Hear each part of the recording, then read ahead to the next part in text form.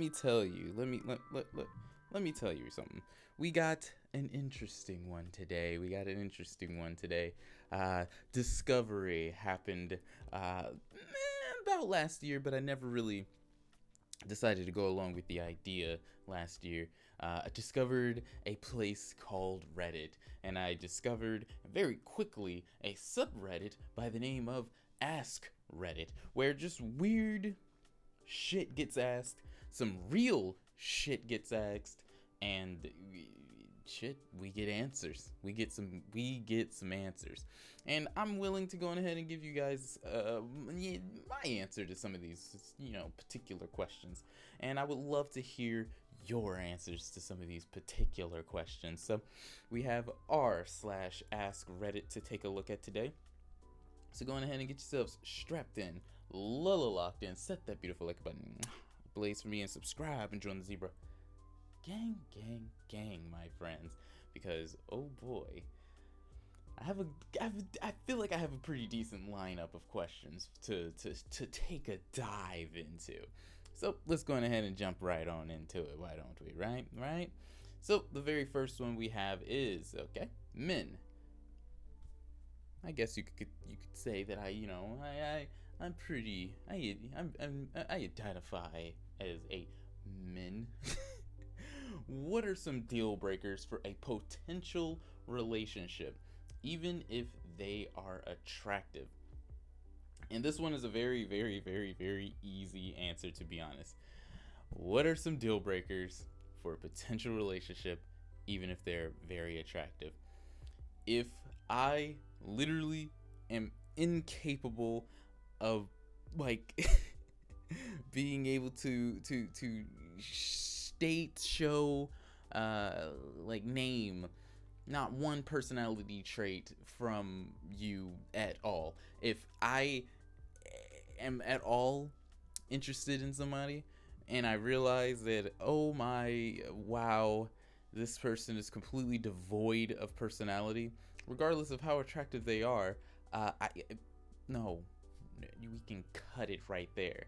Another one is by simply having literally no kind of interesting things that you're into, like you're literally just existing. I will very much not be interested in you. Like, say I am like, hey, tell me some things about you, and you're just like, well, I want to get married and have kids.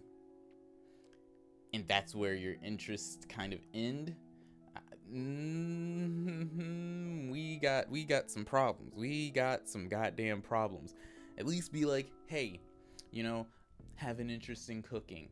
I have an interest in like my preferable, an interest that I usually will look for, but not exactly needed.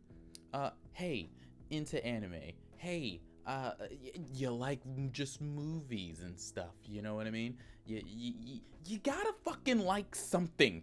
And if you don't have anything that you can quickly, immediately just be like, I like doing this, that, and the third, you're not for me. But let's see what some of these people have to say. If you can't have a civilized argument with them, if small differences at the start of the relationship already turn into screaming, shouting, insulting, etc., just think about how those important discussions later in the relationship will be. Wow, that's a pretty damn good one too.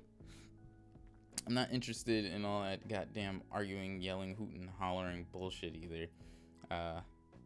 Yeah, it's kind of how the past relationship ended. Seeing how they speak to other people, especially when they aren't around. If they shit talk their friends when they aren't around, why would you think they wouldn't do that to you as well? True. Also, if they can't keep a secret, true. That's a good one. That's a very good one. Lack of respect for my boundaries. I learned this lesson the hard way once. I've got no intention of letting it happen again. Tests and indirect behavior. If you want something, tell me. I'm not playing a game. Just to see if I'm worth your attention. Oh no. You don't treat the things I care about or respect seriously. It shows me you won't even put in the effort to act like you care. Okay, that's the realm that I'm like, you don't necessarily have to be interested in any of the things that I'm interested in. Just have your own interests, and respect the fact that I'm interested in the things that I'm interested in. Like, I will respect the things that you are interested in. You know what I mean? Like, man, like, you like cartoons? Just because I like anime and everything. Just like, oh, you're just such a child. This is so immature. Okay, buddy. All right, bitch. But these are pretty good. These are pretty good. Oh, here's one that apparently got a super thunderbolt. Not being able to apologize. Everybody makes mistakes. Doesn't matter. Own up to it, and I respect you even more. Seek excuses. Bye. Not gonna lie, that's a problem that I myself have. It's very difficult for me to accept being wrong. Very difficult. Very difficult. But let's go ahead and let's go to the next one, because I feel personally attacked now. So we have, what's your worst experience of post-nut clarity? And this one I don't exactly really even have an answer to myself. I personally just wanted to see some other people's experiences. I missed the deadline for expense reports. See, it's a boring answer. The best worst example I can think of is the one time my boyfriend decided he had finished inside me with no condom or birth control. I remember him sitting on the edge of the bed with his head in his hands like, I'm so dumb. Why did I do that? Yeah, if you don't want a child, don't bust inside. Sleeping with my ex is not going to end well. Edit. This was from over 15 years ago. I fully admit knowing it was a bad idea, but also following the wrong head. God damn it. God damn it. I had sex with this girl once and had a panic attack afterward and moved across the country. Oh my god. Alrighty then. That was a powerful post of clarity. Holy shit. Okay. Alrighty then. Moving on. That was depressing. What's something that feels like a cult? People who support Donald Trump. Seems a little culty. Some corporate companies, when they want everyone to chant their slogans and to drink their Kool-Aid. Okay, all right. Is that the only answer? Everyone's just, oh, Home Depot? Why? Why Home Depot? Working at Apple. I can see that. Some of the, okay, when God damn it, that's wonderful. Wendy Williams, they said cult, not cunt. A cunt. All right, no one wants to take this one seriously. Let's move on then. What are the best adult jokes that are hidden in kids movies? I can't really think of any off the top of my own head, but we have in Spider-Man Homecoming, there's a short montage of Ned asking Peter lots of questions after finding out he's Spider-Man. He asks how far Peter can shoot his webs, and adds, if I were you, I'd stand on top of a building and just shoot it as far as I could. And a girl sitting behind them in glass turns around with a disgusted look on her face. It's pretty powerful shit. Perhaps Aladdin worked there part-time? Wait, what? What is going on? Does anyone else remember the movie Osmosis Jones? One of my favorite lines from that movie is, he's headed for his uvula. What the heck is a uvula? It's a little dangly thing in his...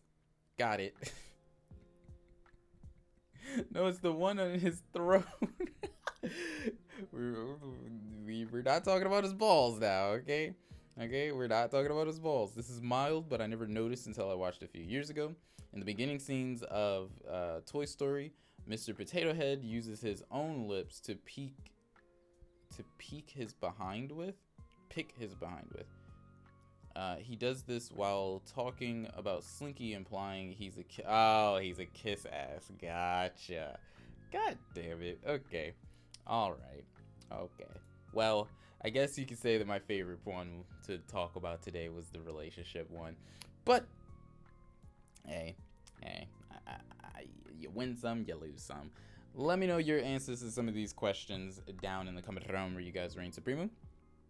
And yeah, that's all that I got for you, my friends. That's all that I got for you. Daddy Zebra, the best on YouTube, signing the fuck off. Have yourselves a nice rest of your day. And a nice juicy chickadee, a goddamn mwah, mwah, mwah. Ciao, my friends.